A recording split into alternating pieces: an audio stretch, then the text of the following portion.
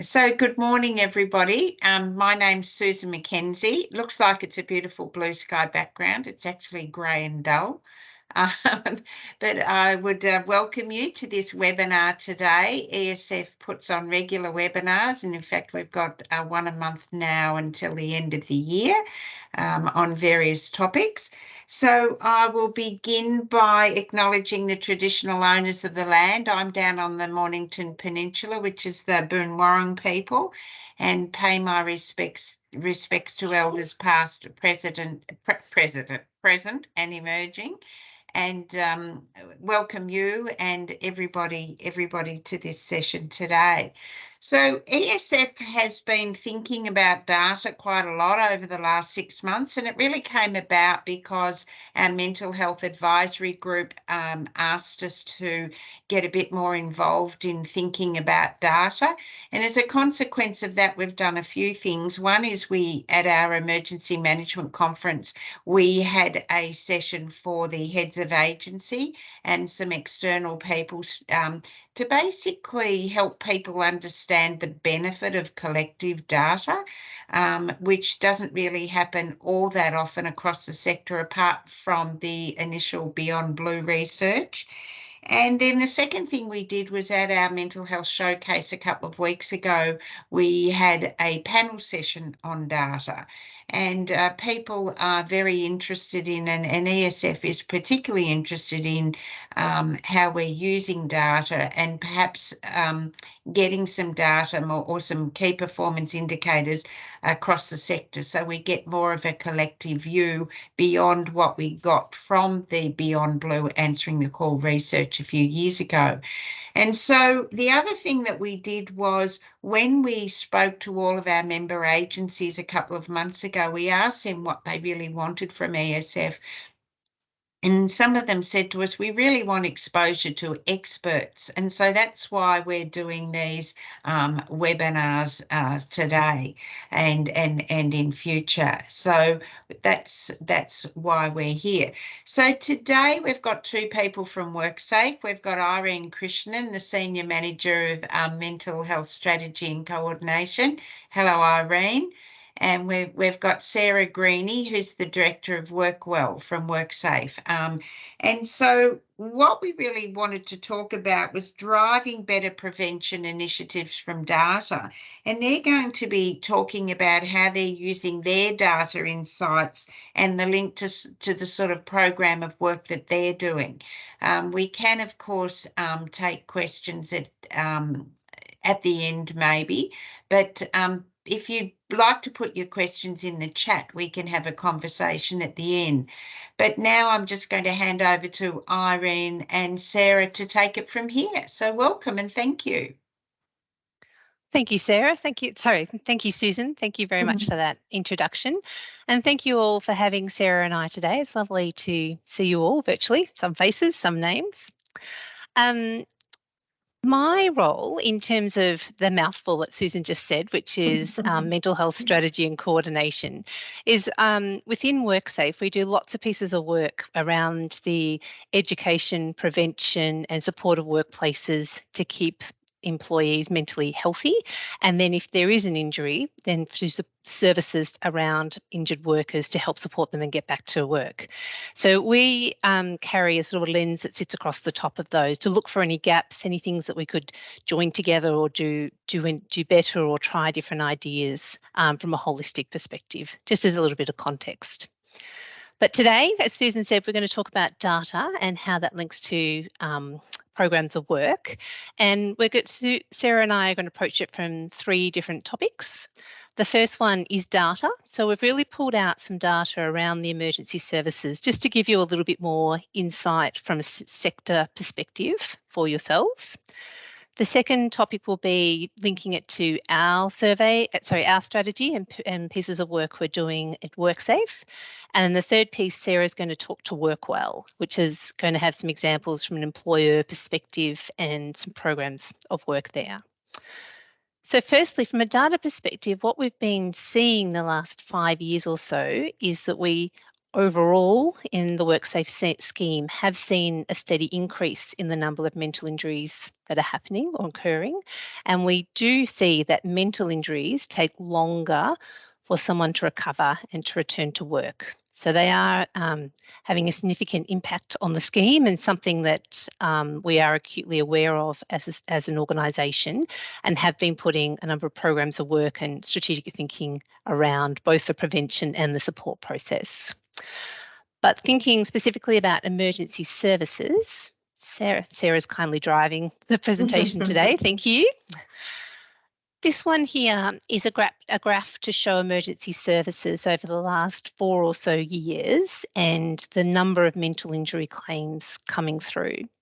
So this represents new claims that are coming through, and you can see it's a little bit variable from one month to the other, but which is the yellowy coloured line that's going through is the number of claims. This is the count per month. But what the dotted line is showing is that the average is certainly increasing quite steadily throughout that period of time. And I suspect that that would be familiar for many people on this call. They might be experiencing that too in their own workplaces. The black line is showing the percentage of emergency services mental injury claims versus the total number of claims coming through. So moving around a little bit, but still a significant amount of our total claims come from emergency services. Thanks, Sarah. Sorry, it's a little bit slow. Monday morning. That's all right. So this one to share with you is to show mental injuries by industry.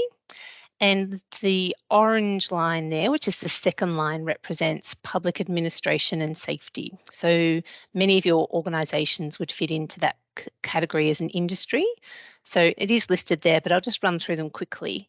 It includes police, investigation and security services, fire protection and other emergency services, correctional and detention services, regulatory services, border control, and other public order and safety services.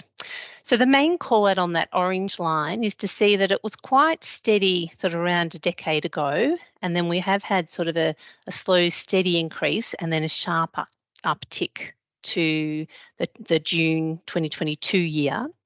Now, I haven't included June 2023 yet because that hasn't been made publicly available yet. So WorkSafe, along with the other public entities, submit their results into financial results through to Cabinet, and then Cabinet will release that when not that far away, I would think. So at this point, that's the reason why it runs through to June 2022. But I can say that last year it did increase again. So it has been quite a remarkable uptick in the emergency services piece, or in this case, public administration and safety. Now, healthcare is the blue line, which is the top one, and that does have a higher quantity of injuries that are being incurred, new injuries each year, but healthcare has a much wider or bigger workforce. So the injury rate per person, or the chance of an injury, is much less overall. And that's what I want to show. Thank you. This one's mental injury by claims, so the top 5 occupations. Occupations, and the top one there being that police officers are the occupation that has the most claims against it. So again, it's showing that a similar trend here to what we saw on the previous slide, but that sharp uptick in the last year, which will continue into the 23 year, and that steady increase. Thank you. Now, this slide has a little bit of data on it, but I just thought it was worth sharing a little bit of context with the rest of the Victorian working community here. It's including two sets of columns there, one for physical injuries and one for mental injuries. So on the side in the yellow, it's showing the total scheme, and it's splitting it by employer groups, so large employers, small employers, medium, etc. And it's showing that for the financial year of June 2022 that there were 24,342 physical injury claims made. So these are new claims in that year. And although not a large portion come from emergency services, it's the blue line there, so physical injuries, 1,213. What it does show is in the third column is that acronym of CPMHW, which stands for claims per million hours worked. That's intended to be the equivalent of a claim per certain number of FTE or per head count. So it's a relative measure of how many claims for the size of the workforce. And within emergency services for physical, showing 17 claims per million hours worked compared to the overall scheme at 5, but recognising within that ambulance, fire and police have higher numbers as well. So recognising that the rate of physical injury across those sectors, but more broadly emergency services, is certainly high, and it's something that I'm sure is challenging that many of you are working with on a day-to-day basis. But just showing a little bit of relativity and context was the intention here. And then the last two columns there for mental injuries, again, from a total year, new mental injuries of 4,340, there were 820 from emergency services, so a higher percentage in mental injuries. And again, just showing that from a claims per million hours worked, or the injury rate, that it's higher across those emergency services, including ambulance, fire and police. I might just pause there if there was any questions on that one. There's a little bit of data being thrown at you there, but I just wondered if it might help us a bit of perspective relative to others. Is there any quick questions? And I'll also say somebody isn't on mute and they're typing, and we're hearing that. So if everyone would go on mute, that would be great. Does anybody have a question at this point? Don't see any hands up, so keep going. No problem. Thanks, Sarah. Oh, there is a question. Michael, happy to take a question. Hi, how are you? Look, I'm a retired paramedic. I just wondered, they're currently serving emergency service people. They're not retired, or both? I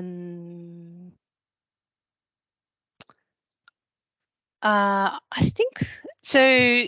Normally it'd be tied to your employment. So if you're putting in a claim, it'd be, I'm assuming we wouldn't get many claims in after someone was retired. So I suspect it would include both. If you had an injury after you had retired and it did relate to the employment, it would be included, but I would suspect that the vast majority would be current employees.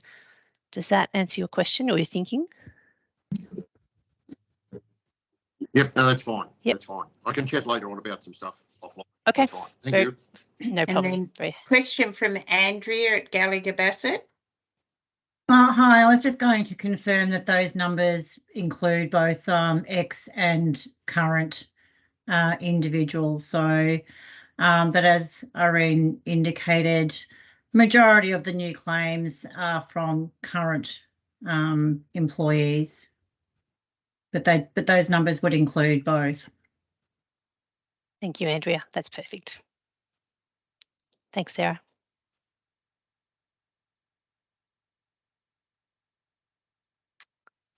Wonderful. So in terms of linking or using data that WorkSafe has an understanding of and exposure to, we then use that to build our strategy and program of work. And we have a strategy across all of WorkSafe. However, we've also developed one which is specific to mental injury, which is really recognising that it is a growing trend that we're seeing, and it is substantial in terms of thinking through what we need to do as a response. So the strategy at the moment that we've got runs for 3 years, from 2021 to 2024. And it really thinks about prevention. So how do we prevent mental injuries happening in the first place? Recovery. So how do we get services around injured workers to help them recover and return to work and life? And thirdly, how do we think about and support capability of workplaces to be mentally healthy workplaces? This strategy is on our website. It's a public document, and we've got action plans that sit underneath it that talk to more specifically what the actions are. Thanks, Sarah.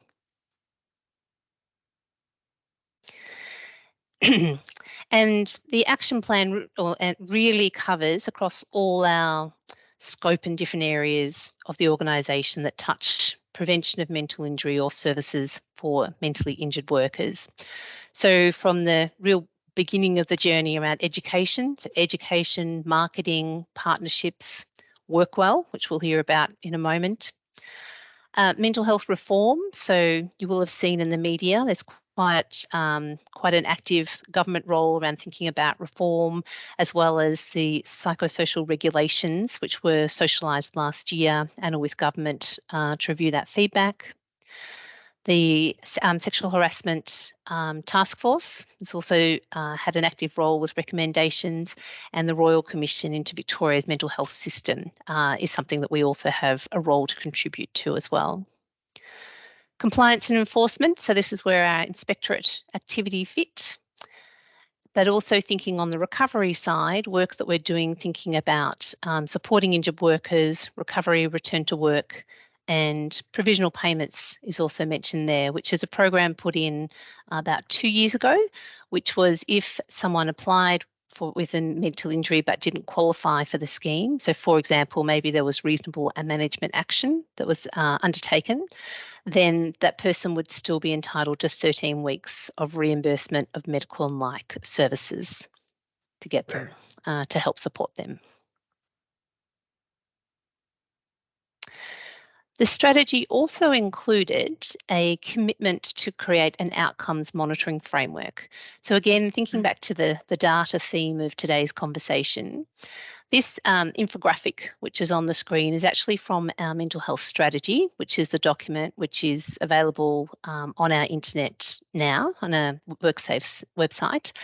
But the outcomes monitoring framework is doing a broader scan of information that's available and to pull it together as a series of insights thinking about mental health prevention and return to work.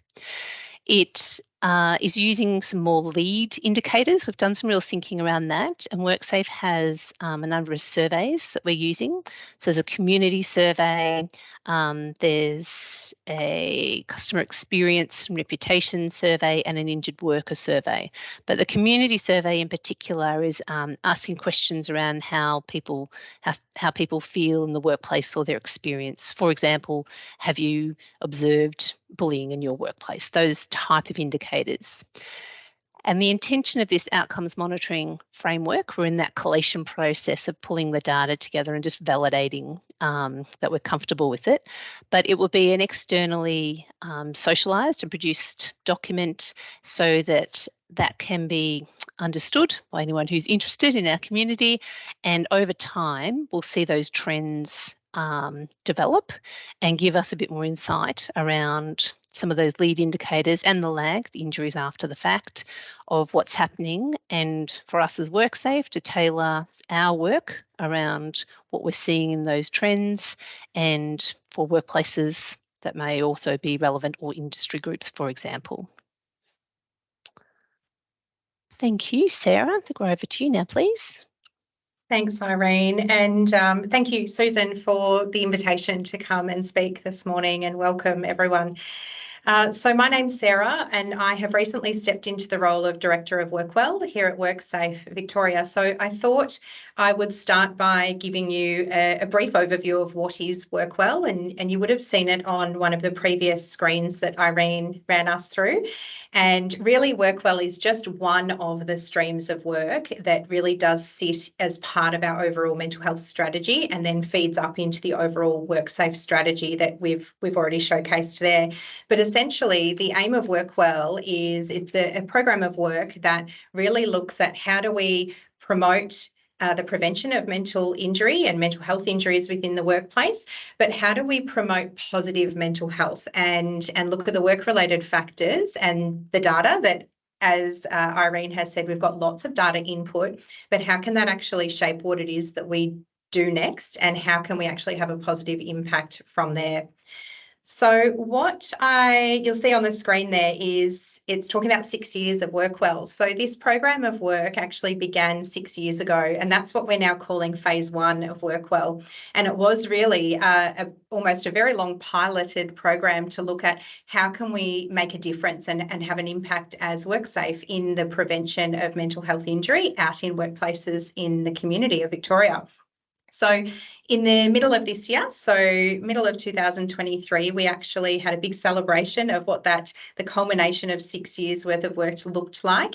And that has led to now an ongoing commitment to have WorkWell as a key pillar of work that we do here at WorkSafe as we move into 2024 and what phase 2 looks like. But I wanted to share a video that we've got here just to give you an overview of a little bit more about WorkWell to start.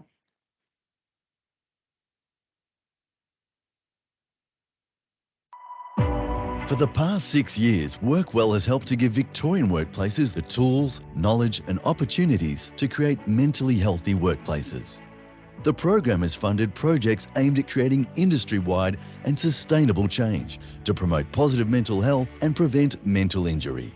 We have funded 30 projects from 13 different industries involving over 1,000 project partners, from industry leaders to unions, peak bodies, research partners and more. Together, these projects have engaged with over 14,000 workplaces. We developed the online WorkWell Toolkit with over 3,000 users per month accessing the practical resources, tools and information designed to help employers prevent mental injury in the workplace.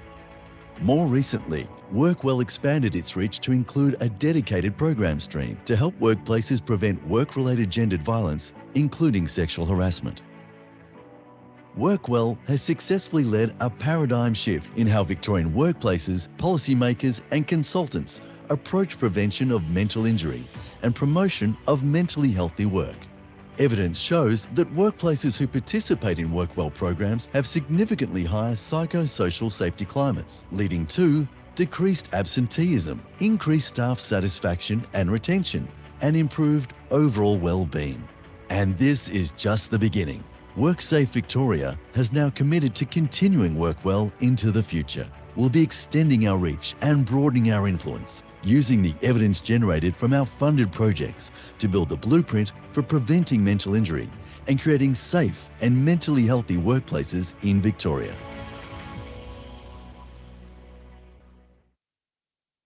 So as you can see there, with the piece that is WorkWell, it aims to do a few different things. And we capture data, absolutely, and we do this through key partnerships and looking at different programs of work to get the data back in. And then we have an offering that is back out to the community. And so that's in the form of a toolkit. So you might have heard of the WorkWell toolkit. If you haven't, I'll show you how you can access that later.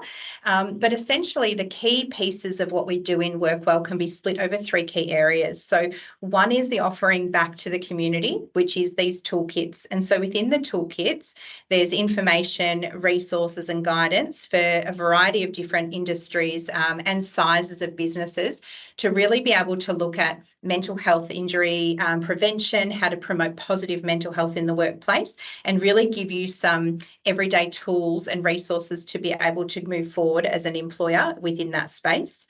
The second key part of the WorkWell program is around funding.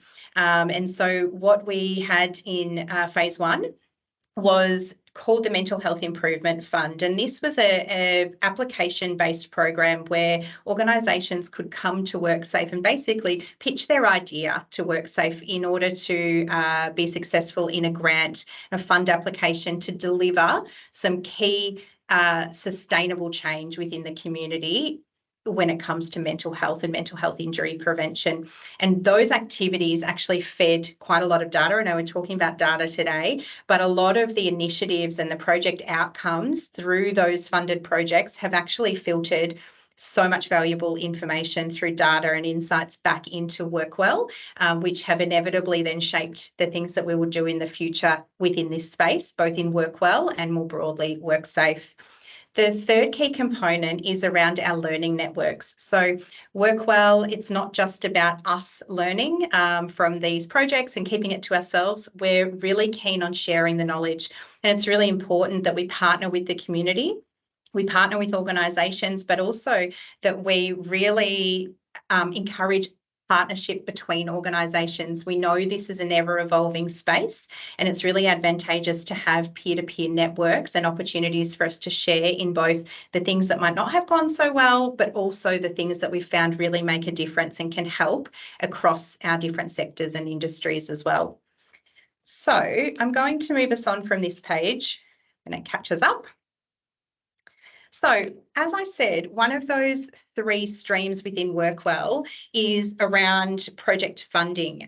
So previously, across that last 6 years of phase one of the projects that we actually funded as part of the mental health improvement fund was an offering that was based around vicarious trauma, and this was led through the Community and Public Sector Union, so the CPSU, in conjunction with other partners as they went through the project. But when I was thinking and preparing for today, and Irene and I had a bit of a chat about what did we think would be relevant topics to bring to you, and we absolutely think vicarious trauma is one of those. So I know it seems like I'm getting out of it lightly by showing you another video, but it's a fantastic video that has been put together that really goes through this program of work from the fund and then talks to what next. So I also wanted to share that with you today. Just before you share that, Sarah, can I say that we're actually just starting a piece of work ourselves on vicarious trauma. And in fact, there's a couple of people online here, some students from America who are working with us, only just started today. And so they're really taking this another step to fine-tune it to our sector. Fantastic. Well, welcome. What a big first day to come straight in. So thanks for that insight and context there, Susan. All right.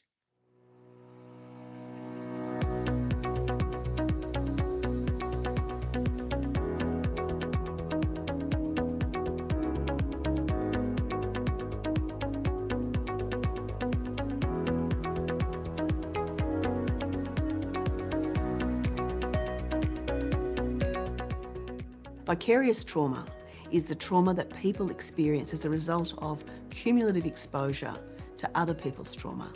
You're not the primary participant in a traumatic event, but you read about it, you listen to it, whether it's evidence in court, whether it's reviewing videotapes of child pornography, whether it's dealing with children that have been neglected or abused. The cumulative impact of that work is vicarious trauma. CPSU is the union that represents state government workers across Victoria. We became aware of the emergence of some mental health issues within the public sector arising from exposure to trauma. We approached WorkSafe and sought funding from its mental health improvement fund, and also we decided to approach ISCA to see if they could work with us to identify best practice models to pilot and then to evaluate. WorkSafe's vision for mental health in Victoria is that every workplace is a mentally healthy one. We have to treat mental health the same way that we treat physical health. We currently have about 13 to 14% of all claims are mental injury claims, but we're forecasting that's going to increase to about 30% of all claims by 2030. And sadly, a lot of those claims come from the people who serve our community. A lot of jobs require their employees to listen or to read about secondary traumatic material.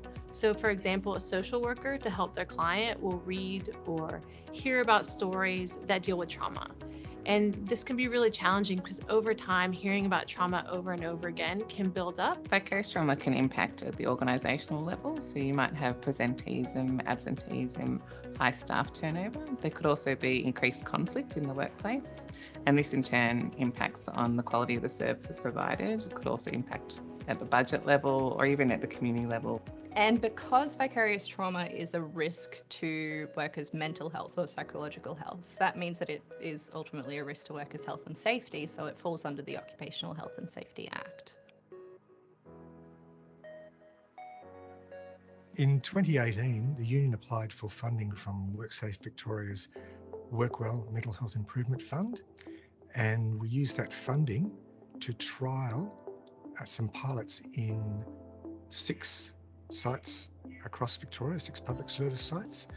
And at those sites, we looked at working out where vicarious trauma was and how they can take a preventative approach at an organisational level dealing with vicarious trauma. Our role is to facilitate best practice research to ensure that WorkSafe can use evidence in its decision making and ultimately improve the health and wellbeing of injured workers. We found there was a lack of organisational prevention in place. There was prevention and supports in place to support workers once they're already impacted, like EAP or resilience strategies, but there was no proactive prevention targeting the work itself. The team reached out to Victorian government departments where there was a risk of vicarious trauma, and DFFH and DJCS became obvious choices because of the services they provide. The Department of Health and Human Services, as it was back then in 2019, was approached to participate in this project, given the unique profile of work that it does and the significant profile of vicarious trauma present in a lot of work that we do. The public housing system's changed a lot over the last couple of decades. Predominantly, it was set up for people on low income. Now we have a large number of clients who come from very traumatic backgrounds. And as part of working with those clients, we hear those stories. I'm really passionate about this topic because you can't do this work without it writing on the slate of who you are as a person. We all have lenses that we view the world, but working in the criminal justice sector, working with people who have committed some fairly significant offences can change the lens with which you view the world. And that creeps not just into your work life and the impacts on your work life, but the way you view the world outside of work. For me, it was a natural thing to go, I'd like to be a part of it and kind of guide and help create some change, I guess, in this area, because it is something that's overlooked. A couple of quick wins were talking about vicarious trauma, putting it on the agenda item for the whole of team meeting, talking about staff wellbeing in supervision and catch-ups, and just promoting it. I think the most simplest thing to implement was our vicarious trauma action plan. Because it was staff-led and they came up with the strategies and the focus, it was actually really easy to implement because it was led by them. I think the initial expectation or the goal for what we were hoping to get from this was a better understanding of vicarious trauma and also normalising the language in the workplace. What we got was a more skilled workforce after the externally led facilitation sessions, individual training packages for staff. We came away with a whole range of things that we hadn't necessarily anticipated. This has actually really given it, again, that title, which is vicarious trauma. And I think that has really empowered both us as a leadership team and our staffing in identifying it and talking about it transparently, but also quite confidently. The project was successful in introducing processes for change within our pilot sites and them developing actions that will address and are addressing vicarious trauma. We've also developed a website which is very, very useful for looking at vicarious trauma, particularly at a preventative level. And so having people healthy and safe, including being mentally healthy and safe, is so important, not just for that person, but for their relationships, for their family, for their community, for Victoria overall.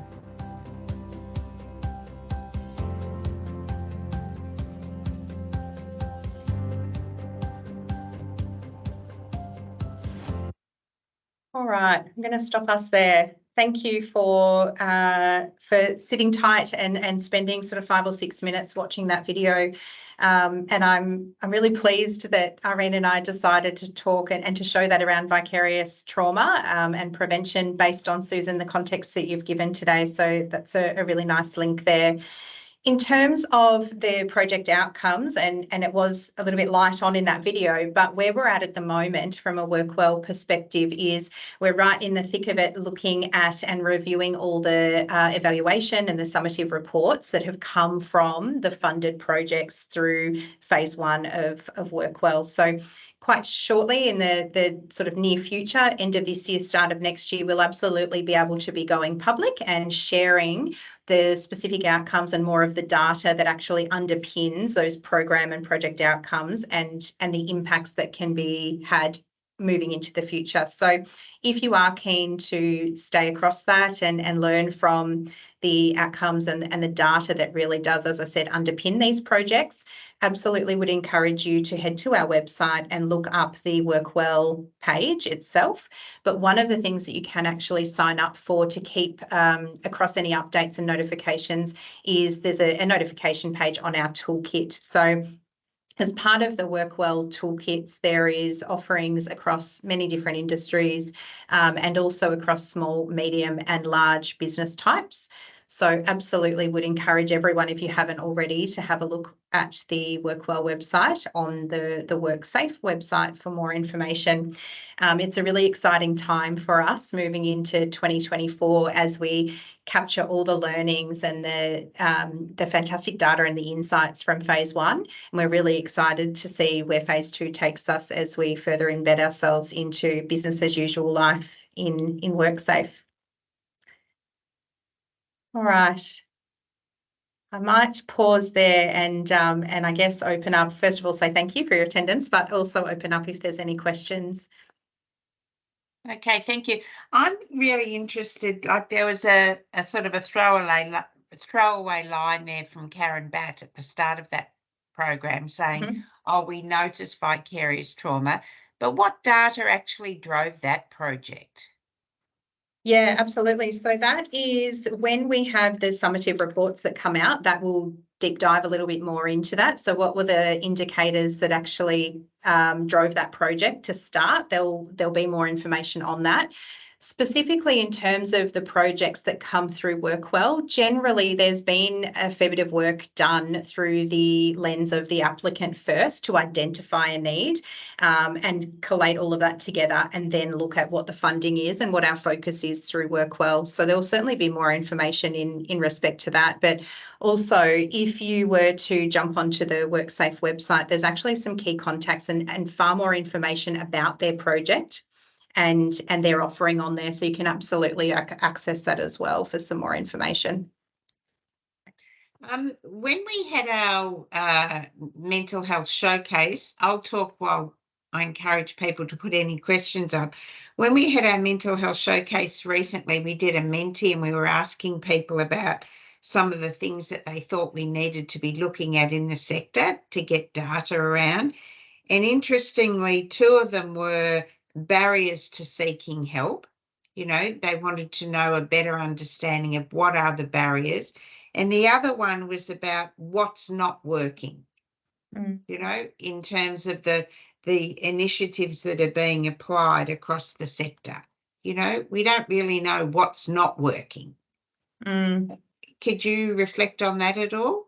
Yeah, Susan, for me, and I'll hand over to Irene as well if you've got anything to add, Irene. One of the fantastic parts of the WorkWell program are our learning networks, and that is certainly a space to learn from each other around what is working, but absolutely sharing learnings around and some of the insights about what are those key barriers and what is not working. So that's from a WorkWell perspective. Irene, I'm not sure if you've got anything to add to Susan's question there. And of course, there's a number of people online here who are part of our learning network. Yes. Absolutely. Yes. Yeah, I think, Susan, you're referring more to what's happening in the workplaces around prevention there. Yeah. And I'm not sure if this is the forum or not, whether there might be people on this call who might have thoughts to add to that. I appreciate it's come from one of the sessions you've run in the past. But is that something you'd like to open the floor for, or is this not the time for that? Yeah, no, we can do that. I mean, what do people think that we need better data on? Has anybody want to add to that conversation?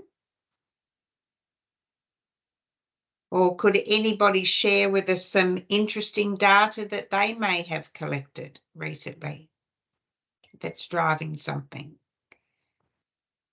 So getting back to the vicarious trauma, what we're doing at the moment is we're just about to embark on an environmental scan around vicarious trauma in our sector to understand who's doing what in this space, and to really get some insights from our sector, because everything that we do is obviously evidence informed, and so that's where we're going there. Derek, you had your hand up.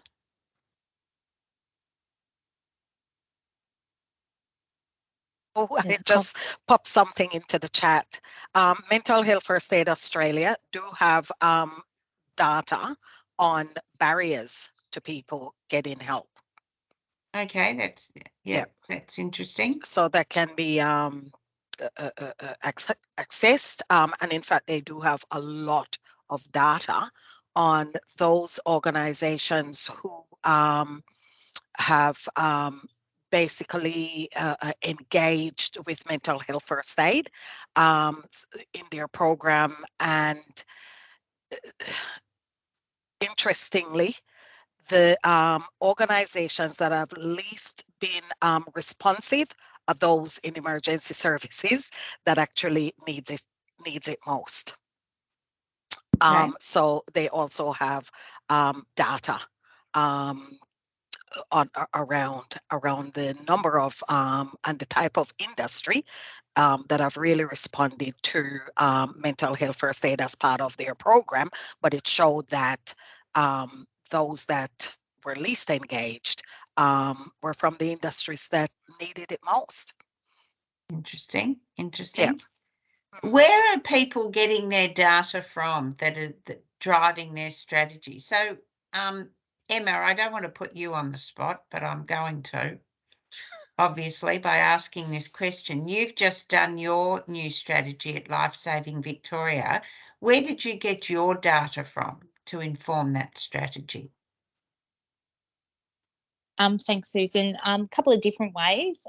We did undertake, working with Surf Lifesaving Australia, undertake a member and staff survey. So we've got some results out of that, and historically, lifesaving hasn't been included in some of those broader research projects, and there's some complexities in and around our age groups. So we've got a lot of younger, under 18 adolescents is involved as well, and that from an ethics perspective is quite specific. So informed through some of that data we've done, and we also did another survey piece for 16 to 25-year-olds with South Australian University, and with which was funded through the disaster fund, which was a great piece.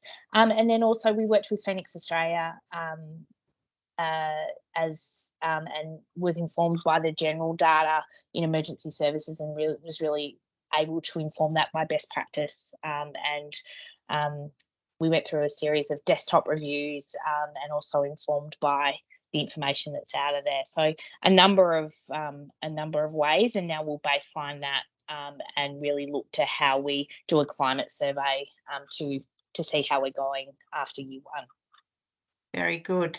Kylie, I can see you there, and I'm not sure whether you're the right person to ask from an Esther perspective, but I know you've been working on your mental health strategy at Esther as well. Where are you drawing data from? Yeah, so that's a very good question. It's definitely Christina's area of expertise more than my area of expertise. Christina's actually on the line. I'm going to throw to you, Christina. Yeah, thanks for that, Kylie. Probably like many organisations, it is about looking at multiple data sources, both a qualitative and quantitative perspective. So when we first developed our mental health and wellbeing plan, which was first created in 2020, we obviously had the Beyond Blue answering the call survey data, as well as the translating the data to action pace. But in addition to that, we engaged an external provider to undertake a psychosocial risk assessment. That's probably a little bit similar to what Emma was just mentioning, had a three-pronged component, desktop audit, as well as a number of focus groups, as well as a survey to all our people.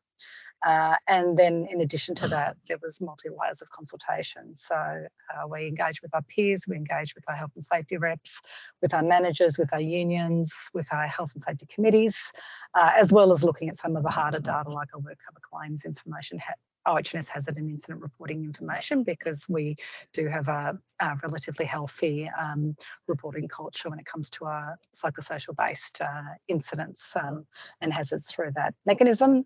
And we also participate, as quite a number of organisations do, in annual People Matter survey. So that's another data point each year that provides us with insights as well.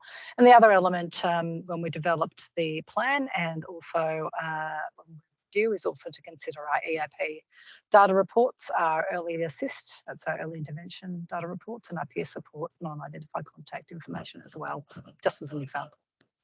Very good. Derek, you're fairly new into the sector at St John, and I imagine one of the things that you're doing is really looking at a mental health strategy there. What will you be calling on?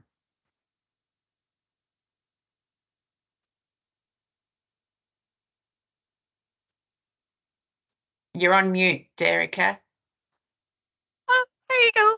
Hello, I'm so sorry. So, Susan, just using the triangulation of information, very similar to what was Esther has just outlined, is doing a psychological risk assessment using deep diving into our EAP program, speaking with our HSRs, looking at our exit interview notes, through or upskilling of our managers on how to respond and support employees. We're looking at our work cover claims, and just through some of those training sessions, just really hearing the experiences that managers are sharing within the group also gives us an insight which together will form our strategy going forward. Okay, that sounds interesting. Andrea Moffat, I can see you there. Andrea's with Gallagher Bassett and works specifically with police. Andrea, tell us about sort of data that you've got and how you use that with police to help them inform their work. Yeah, so there's a whole number of reporting that we provide at various intervals, whether it's monthly, quarterly, annually. So data is a significant component, I guess, of what I do in terms of informing them of trends.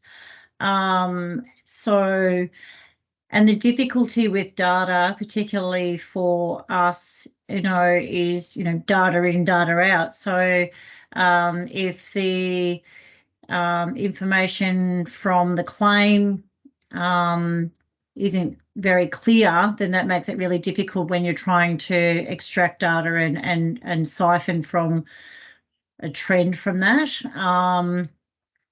And I will say, sorry to interrupt, I will say that was one of the things that came out of the conversations when we were talking with the heads of agency, was about how the data that comes in through work cover and work cover claims isn't always particularly helpful, because the way people might put in, for example, they might tick the box PTSD, but it never goes back to reassess whether that's actually the case.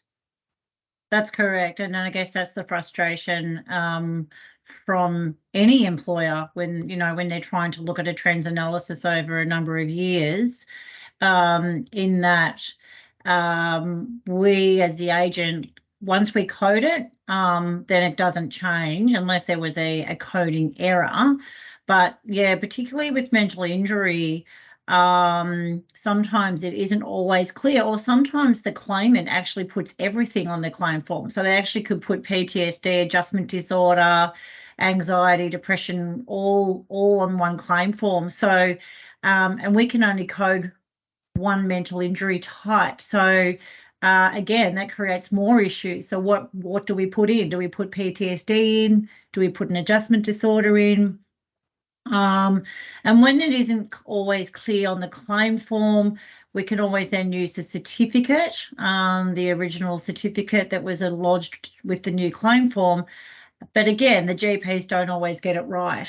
So sometimes their diagnosis is not correct or not clear.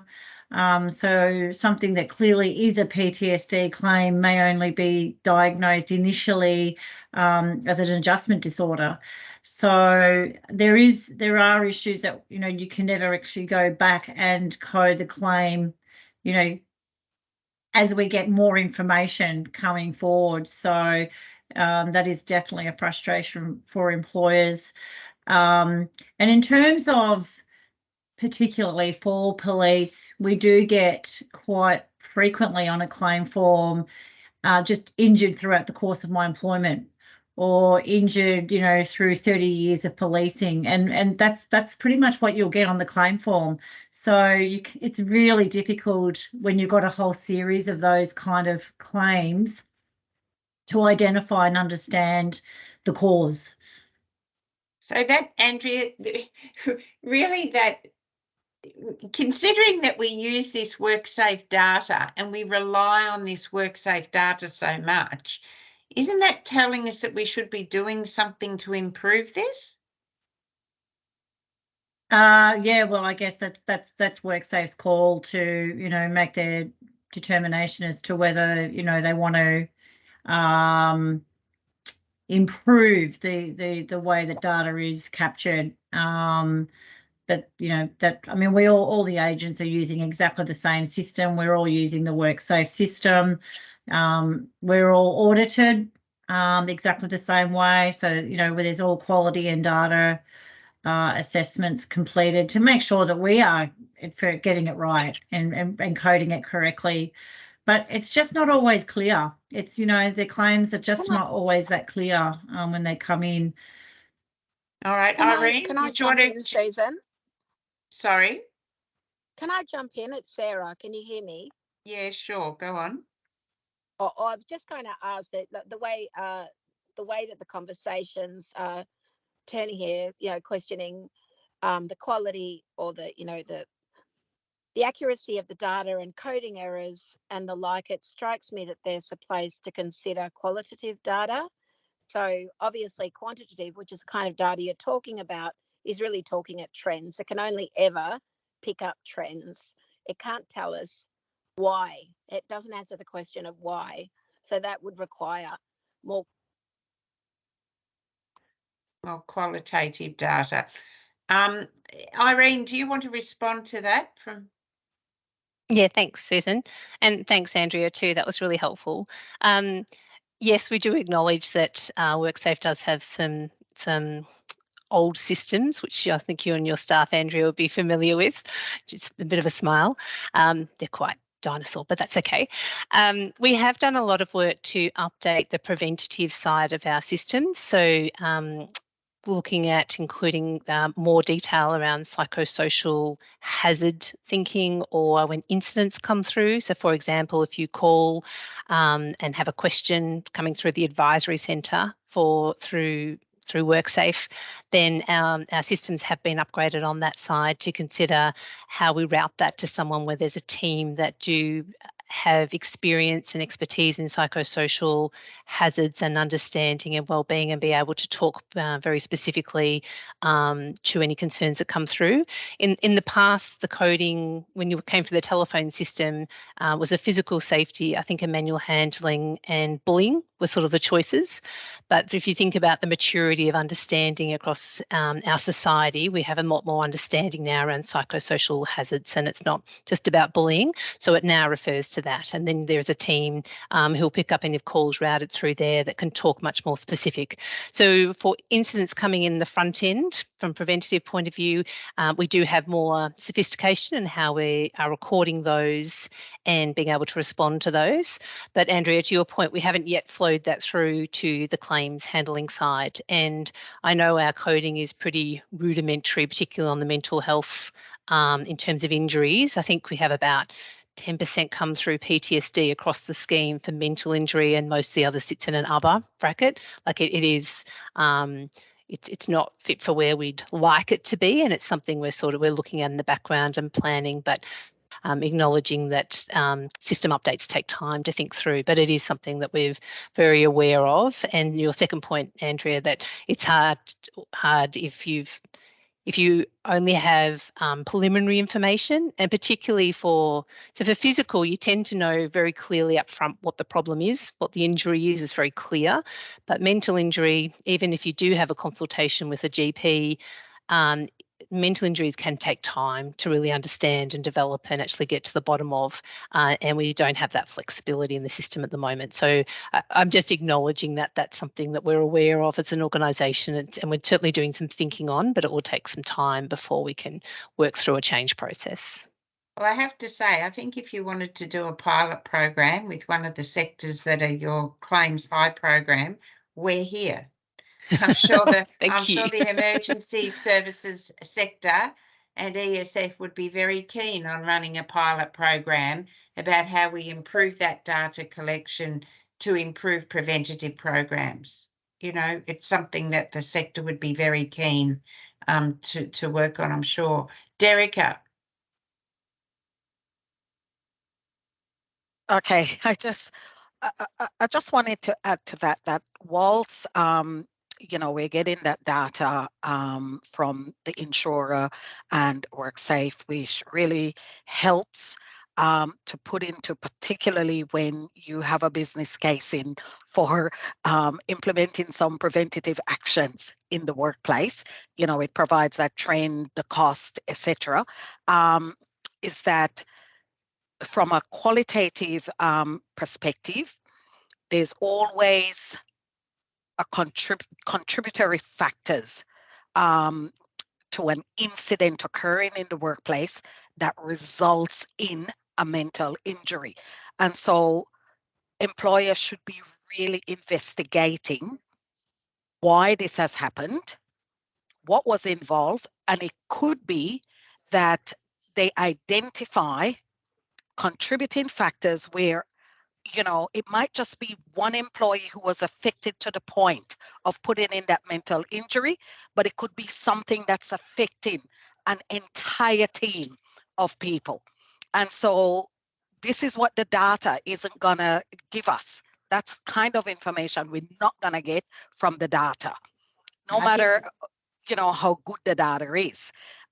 So when we come back to prevention, we should be investigating every claim, identifying those root causes and those contributory factors, or that will then inform our preventative action.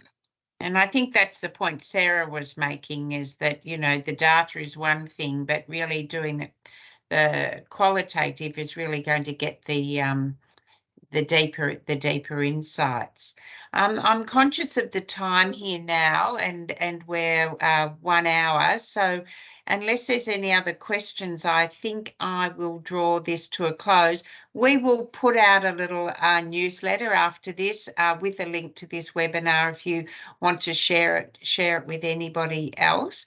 But I'll say thank you to Sarah and Irene, and thank you to you for your questions and insights. That's been a good conversation, and I hope you've enjoyed it. So I'll say thank you and good morning, everybody. Thanks for having Thank us you, all. everyone. Thanks for having us. Thank you. See you Susan. later. Thanks, everyone. Thanks, Susan. Bye.